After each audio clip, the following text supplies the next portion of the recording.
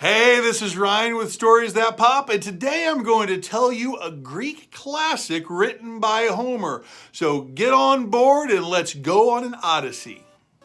The war hero Odysseus had fought many battles, and he and all of his men, his other warriors, were ready to go home. So they loaded up their ship and they set sail across the sea. But as they were traveling across the sea, a massive storm blew them way off course. Oh, they were off course so long, they completely got lost. They saw an island off in the distance, so they set their ship to go towards the island. And when they were close enough, they took a small rowboat off the ship and paddled their way to this island. This island was covered in trees, and as soon as they were there, they could start to smell the food, the plants that were growing, and their tummies got all rumbly. Blah, blah, blah, blah. They were so hungry. Odysseus said, shh, shh, shh, shh, I hear something.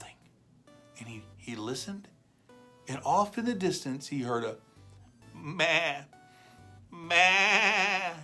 So he gathered a few of his men together along with some of their supplies, and they went looking for what was causing that sound, the meh.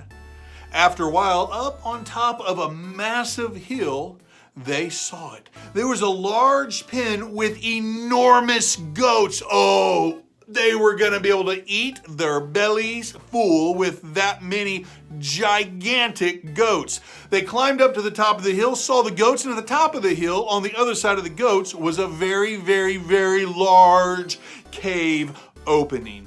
They walked inside the cave opening. They didn't see anybody home whatsoever, but they did see a bunch of different kinds of meats hanging there that had already been cooked and prepared, along with several different varieties of cheese.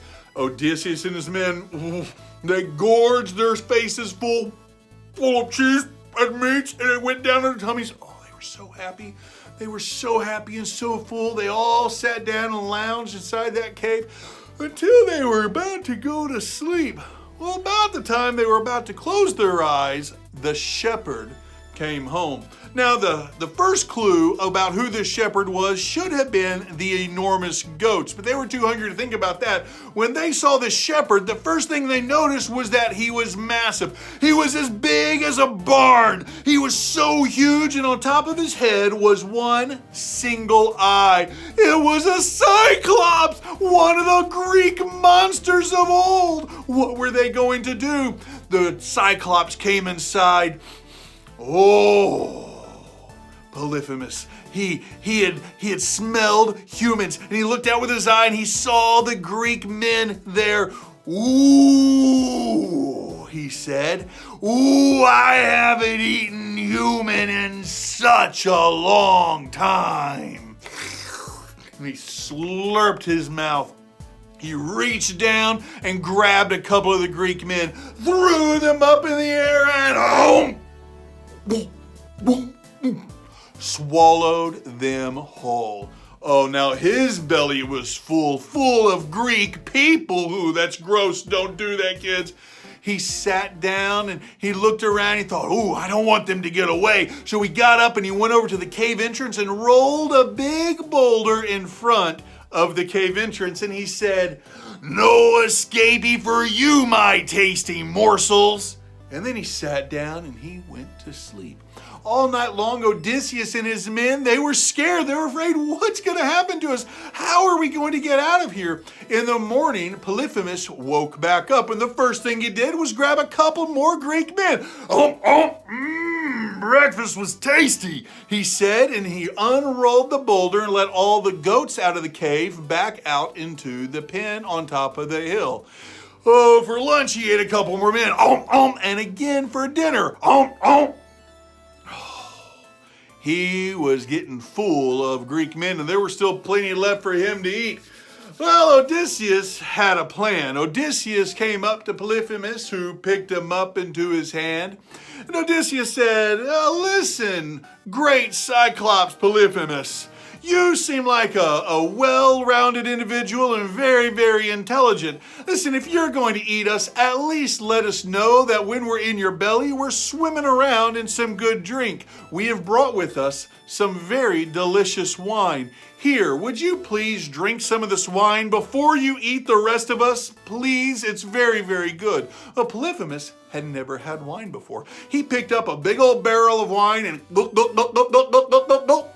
drank it all down. And immediately he started to get pretty dizzy.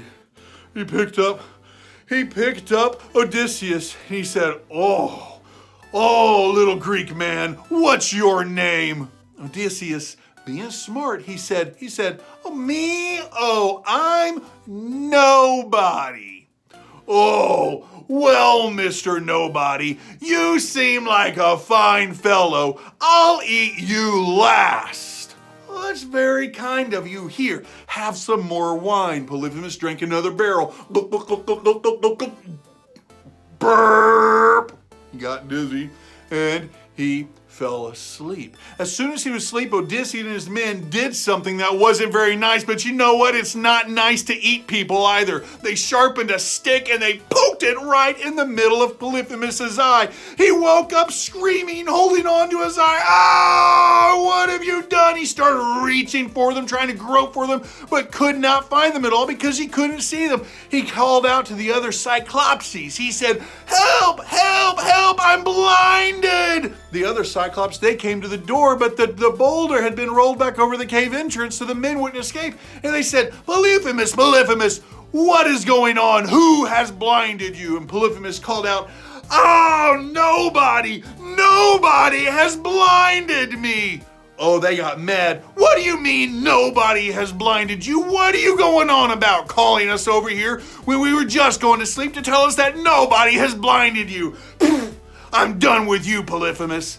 And the rest of the Cyclops, they left him alone.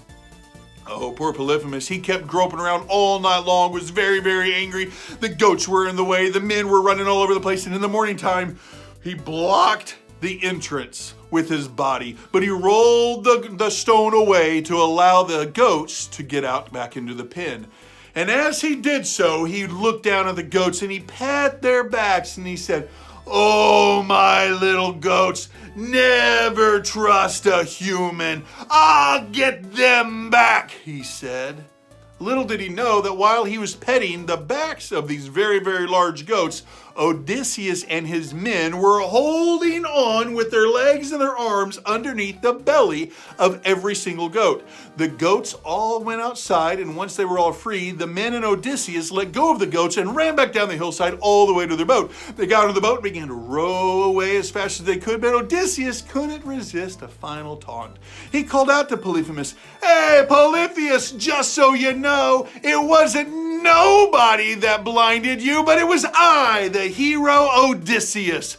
That made Polyphemus extra mad. He picked up rocks and threw them in the sound of Odysseus' voice and narrowly missed the boat. The men rowed faster all the way back to their ship, which they got on and escaped from Polyphemus the Cyclops. But after that, they had many other adventures. But that's a story for another day. Hey, I hope you liked my tale, Odysseus versus the Cyclops. If you're new here, hit that subscribe button, smash the bell for notifications, and give me a thumbs up. Until next time, keep on popping.